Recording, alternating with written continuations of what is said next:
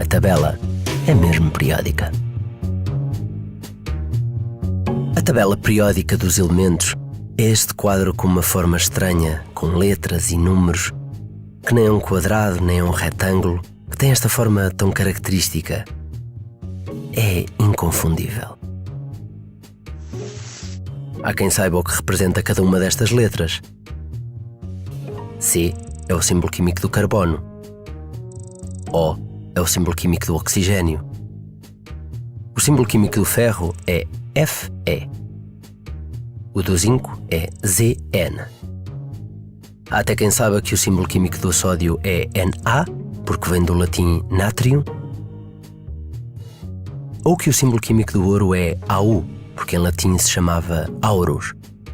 E quem saiba também o que significam os números que aparecem junto das letras, como por exemplo o número atômico, que é o número de cargas positivas e de cargas negativas do átomo. Mas afinal, o que é exatamente a tabela periódica? A tabela periódica é um quadro que representa todos os 118 elementos químicos do universo conhecido. Tudo o que está à nossa volta é construído pelo menos por um destes elementos. Destes elementos, 94 podem encontrar-se na natureza e os restantes foram obtidos em laboratório. Apenas 118 elementos pode parecer muito pouco para um universo inteiro, mas não é. Vejamos. Nas estrelas, como o Sol, 94% de todos os seus átomos são átomos de hidrogênio. O próprio corpo humano é muito poupado em elementos químicos. Por cada 100 kg de peso, 65 kg são átomos de oxigênio e 10 kg são átomos de hidrogênio e 18 kg são átomos de carbono, o que deixa pouco espaço para todos os outros elementos essenciais.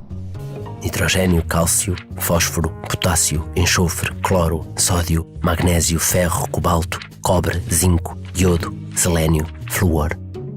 A maravilha dos elementos químicos é que eles se combinam entre si e há quase um número infinito de combinações possíveis que originam todos os compostos químicos diferentes necessários para nos manter vivos e para construir tudo o que nos rodeia. A água que bebemos, que se obtém por combinação de um átomo de oxigênio e 2 de hidrogênio, o vidro do copo em que a bebemos, o açúcar do nosso café,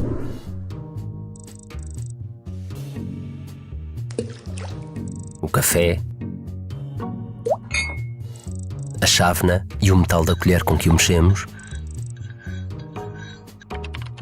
o plástico de que é feito o nosso computador,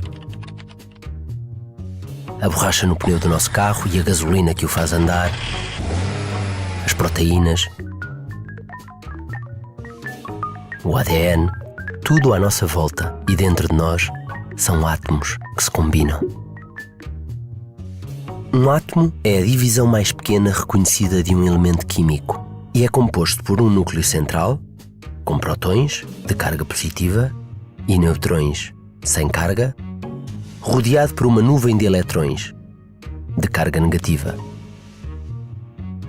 As propriedades dos elementos químicos são definidas pelo núcleo do átomo e pela forma como os eletrões se distribuem em camadas em seu torno. São essas propriedades que determinam a forma como os átomos combinam, ou nem por isso. Os átomos reagem uns com os outros através dos eletrões da última camada, a mais externa. Se a última camada tem o mesmo número de eletrões, isso quer dizer que as propriedades desses átomos são idênticas. A distribuição dos elementos nas linhas e colunas na tabela periódica não é aleatória.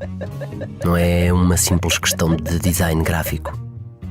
A posição de um elemento na tabela periódica diz-nos algo sobre as suas propriedades químicas e materiais e ajuda-nos a perceber e a prever como dois elementos se podem combinar.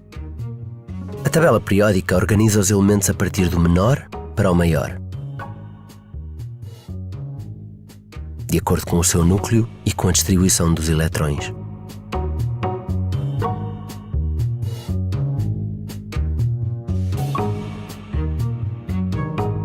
Na primeira coluna da tabela estão os elementos que têm um elétron sozinho na camada mais externa.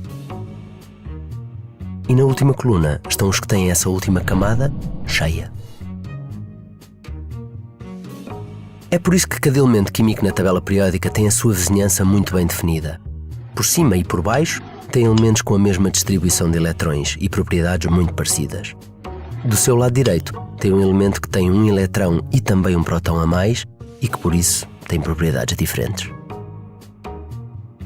Chamamos-lhe periódica porque nesta tabela os elementos voltam a ser semelhantes periodicamente. Vejamos. Se começarmos no 3, lítio, as propriedades vão variando ao longo da linha até ao 10, néon.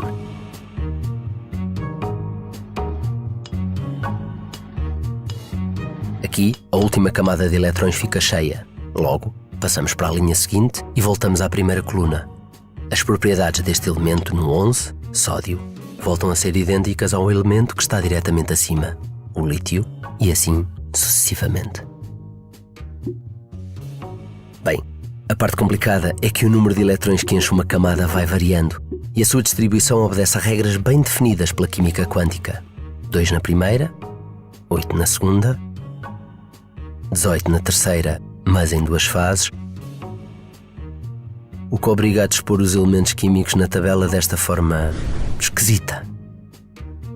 Mas no fim, tudo faz sentido e temos todo o universo numa só tabela.